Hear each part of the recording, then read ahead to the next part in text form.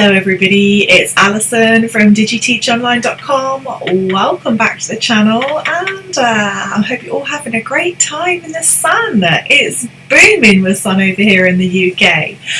Today I'm going to be showing you 5 of my top warm-up activities for teaching online. So this is warm-up activities for online teachers or online tutors. These are going to be working for children as well as adults because I teach both. And they're really going mostly suited for people who are freelance online teachers or tutors. Some of them you could use with some platforms, I guess, but as I'm a freelance teacher and all of my clients are completely freelance, I thought this would be really useful. Coming right up.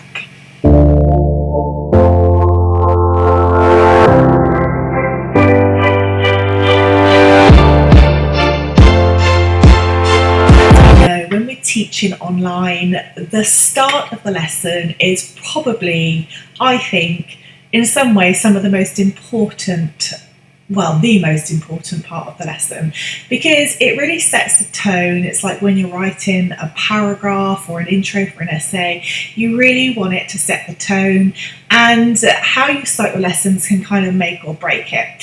So these are some of my faves. A couple of these I've used for years and years and years, and even with my students I've been teaching since they were 5, they still love these activities at the age of 10 and 12, some of them. And I've tried to switch these warm-up activities for others, and they're like, no, can we have the other ones? So these warm-up activities seem to work. So let's get to it. Okay, so the first website I use is, this is called FrenchGames.net, because I teach French to quite a lot of English and Europeans, and this is a brilliant website. So they don't just have French, you actually have other subjects as well, but I just wanted to give you an idea of some of the games. So here is obviously Hangman, and what is really good is that you can change the topic, which is really great. So, I mean, this is just quite simple. Let's just say we're doing the home, and you can also change the level as well. So, for example, I'm going to be doing family members. This is a free site, so obviously sometimes you get a bit of annoying ads. So they really, really, really love Hangman, which is here. I love Hangman. They absolutely love this. If I don't start the lesson with this, they get a bit disappointed. So you can do this through Zoom, for example. Just share your screen. It works really well. Okay. So that's one of the games you can play. And the other game that they really love playing is, let's see, it's the flower. This one, So Grow. They absolutely love this, and this is quite fast paced. So I use this one also as a reward. I say if you really want to, if you work through some of this worksheet with me, and then we can play another game of So Grow, they absolutely love it. Again, you can change the topic, and you can also show, can you see here, you can change the level. So maybe you want to do beginners and food, maybe words that name drinks and snacks you order in a cafe, for example. And it takes you back to the games. So on this one, I get them to repeat le thé. They have to repeat it. I'm normally playing this in a group, so they all have to repeat this, and they have a timed, obviously a time to complete it in. Okay. Le sucre. So this is really great. It's quite good fun, and it's quite fast. So especially if you've got noisy kids, noisy students. This brings them straight into the zone. This brings them straight into the focus zone. Works really, really well. I've also done this by splitting them by teams.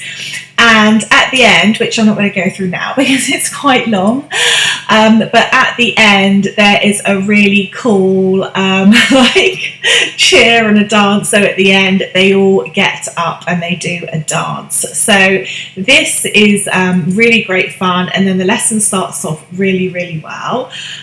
So you've got the beetle and the bee. You've got all of these. The spelling game is also quite good. As well. Click the text that is spelled correctly.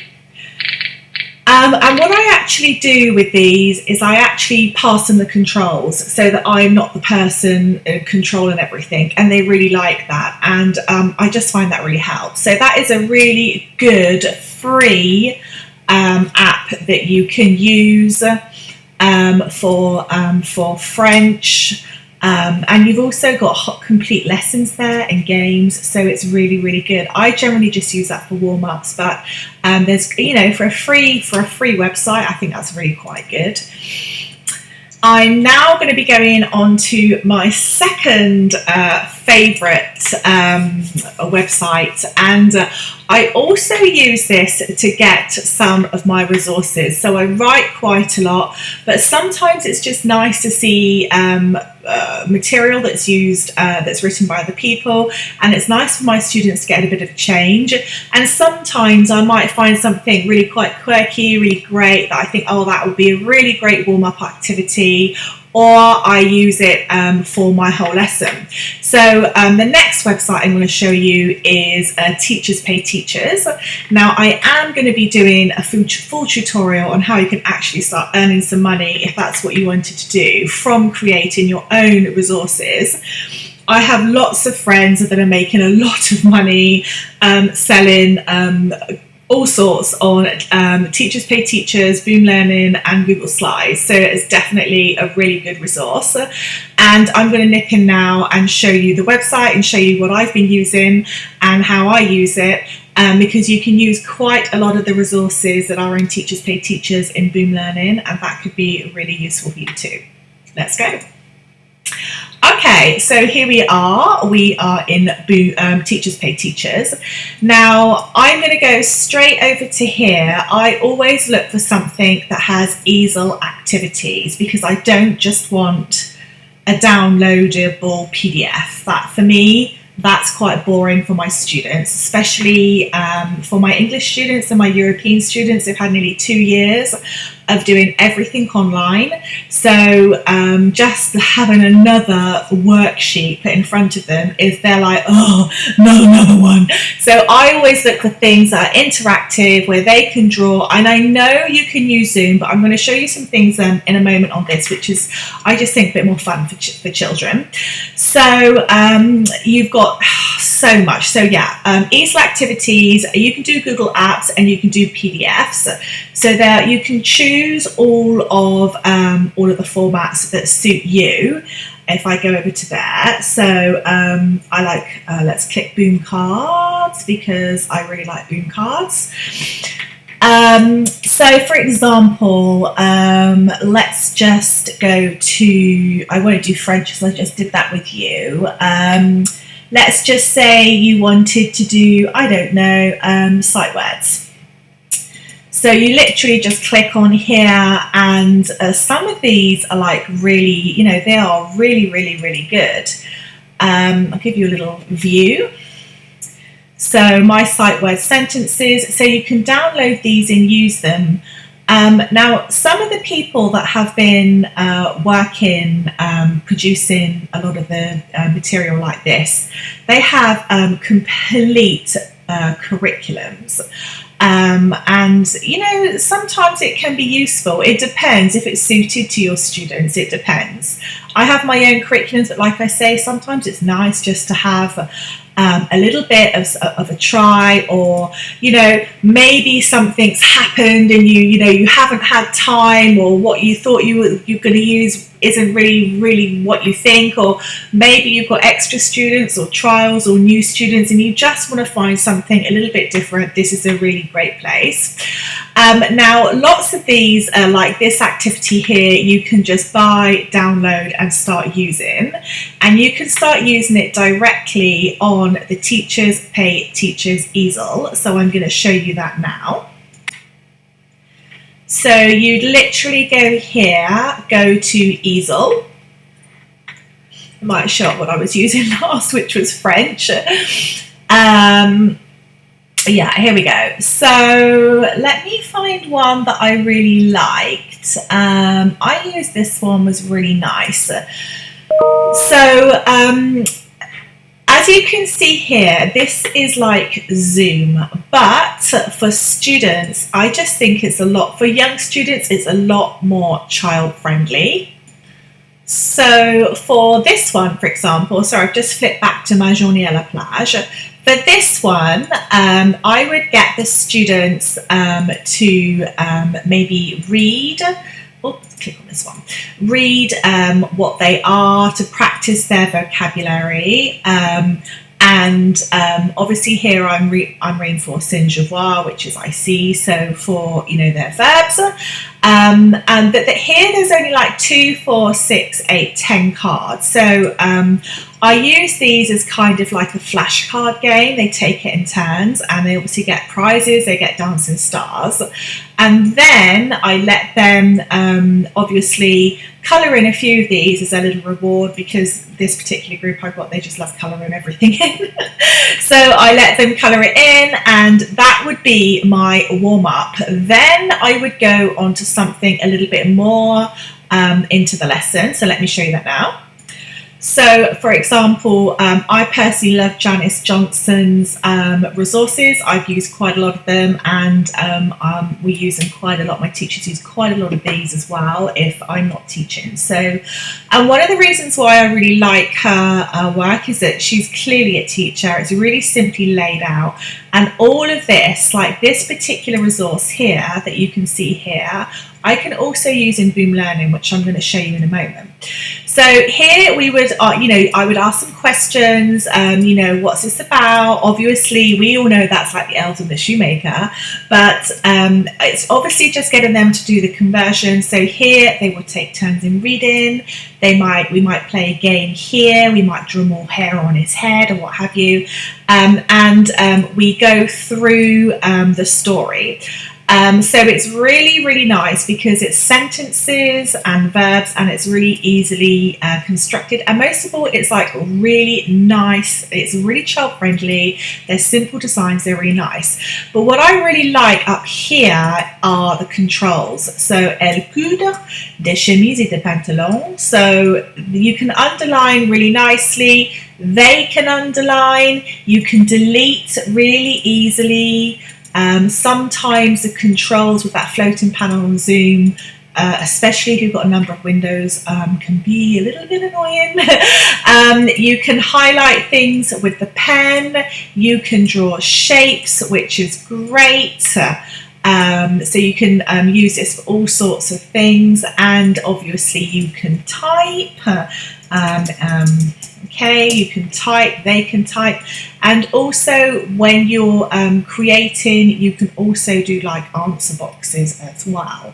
I'm not going to go into creating things on here today, but I will do a recording on that. Now what I'm going to do now is I'm going to take this same resource and show you, let me just reduce that, sorry, how I use the same resource in Boom Learning, because Boom Learning is just different, and sometimes my students really like learning like this. Sometimes I like learning in Boom Learning. So I'm just going to show you the difference, because Boom Learning, you can use Boom Learning flashcards. Again, Boom Learning is really great, and it's great for warm-up activities as well as in lesson material. So let's have a look at that.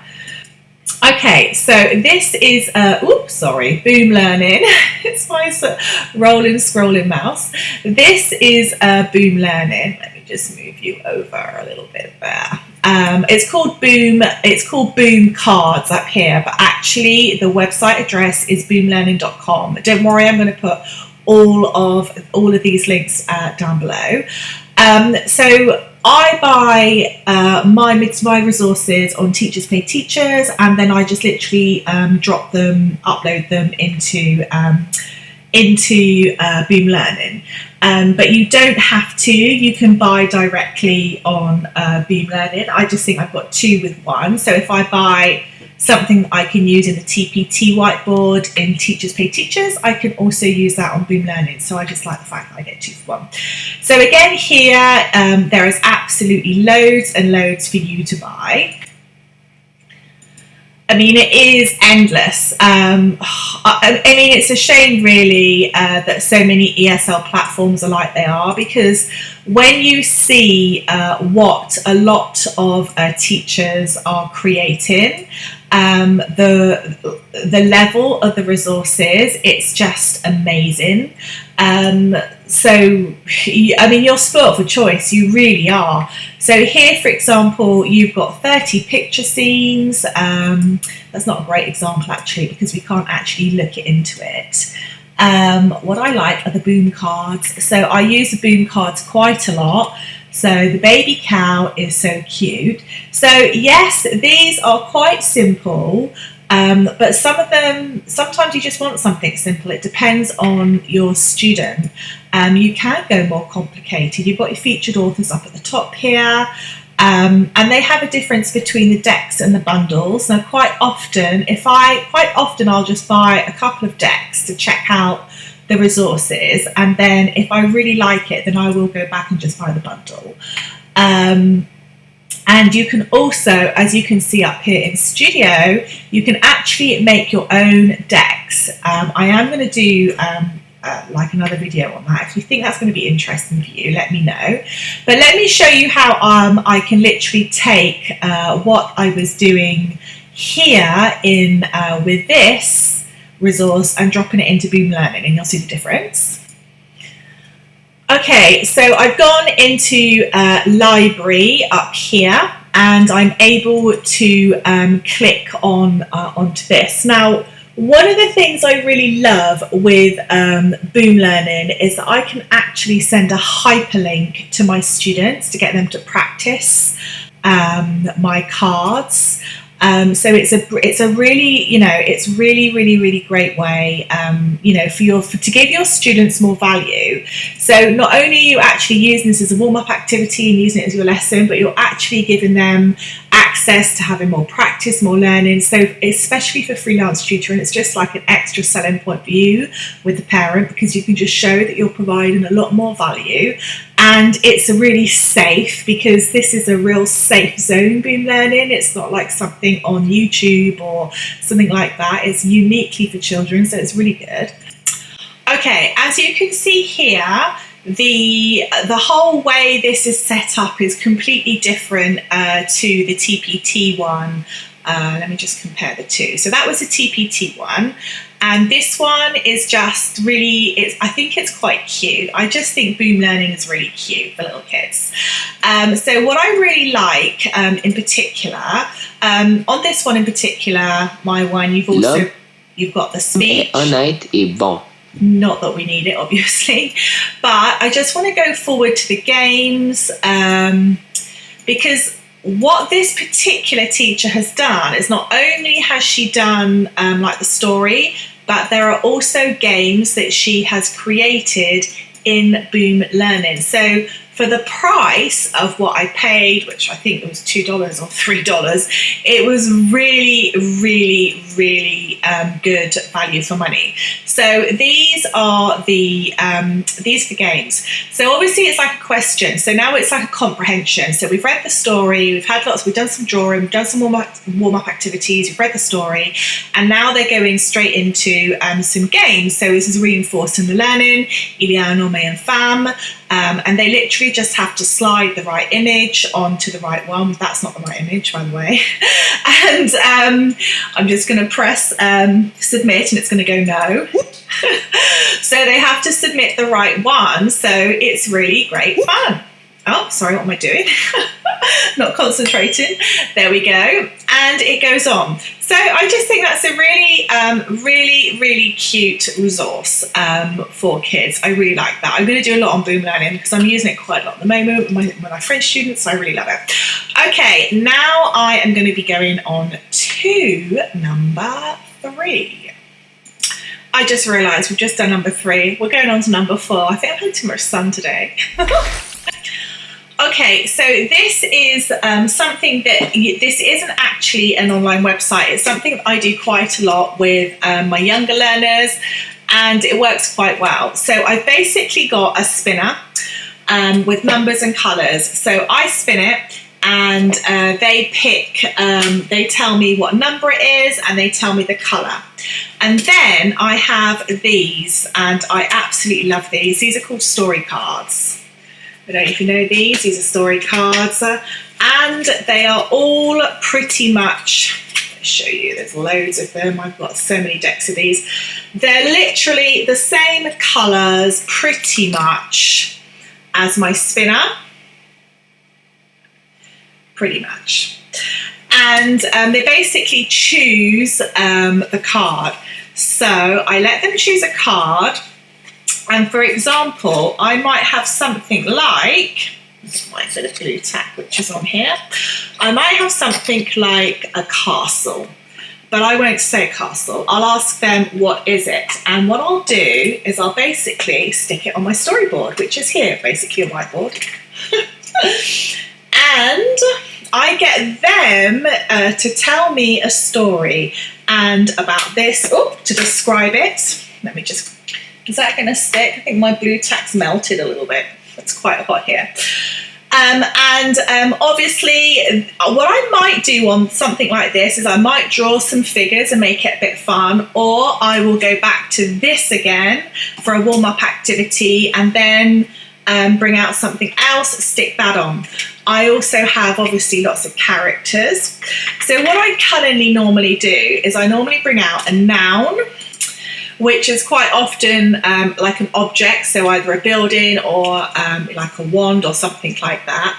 And I normally bring out a person as well, so then they have to describe the person or give them a name, and it's just helping them with their grammar and lots of things they should be using, their adjectives and their nouns. And one of the reasons why I love the story cards is because they're just so fun. They're so kid friendly. They're not like boring old flashcards. They're really great. Let me just see if I can find some. We've got some aliens there. So I mean, you don't get things like this much on flashcards. They're really good, and the children can really do a great story with them. Let's go to things like this. You know, you don't often get these sorts of things on normal flashcards. You've even got like a little treasure island. They're really big, so they're great, as you can see, for online use. They're really good. Now, sometimes I might take it one step further, and I might, as a warm-up activity, use my little magic bag, and I might use the same cards again, and I'll put 3 cards in, and I'll say to them, okay, it's your turn to pick a card, and I'll, get them to put their hand in through the camera, I'll pull it out, and we'll do the same thing again with the whiteboard, but then they're telling me a story.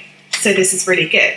Now, what you can do with this is you can take a screenshot of this and then share it on your desktop and then start using it as a resource to be writing sentences with or getting the students to write sentences with. So it's really good. I love story cards, and the children always love the story cards. They really do. So that's 2 great features. Now, I also use story cards for my adults. Now, I actually did this in a live session with my European adults, and I had quite a few from Egypt. So I found a story card on Egypt, on the pyramids in Egypt, and they absolutely loved that. So that was great. And then, so they're still story cards. Then I used these little stick men, and they had to create a story for me using these verbs. and tenses. So we took it up, obviously, from a very basic kiddie level for adults to something to be a lot more appropriate and a lot more fun. And the adults loved it because it's so different from what they normally get, which is a whiteboard.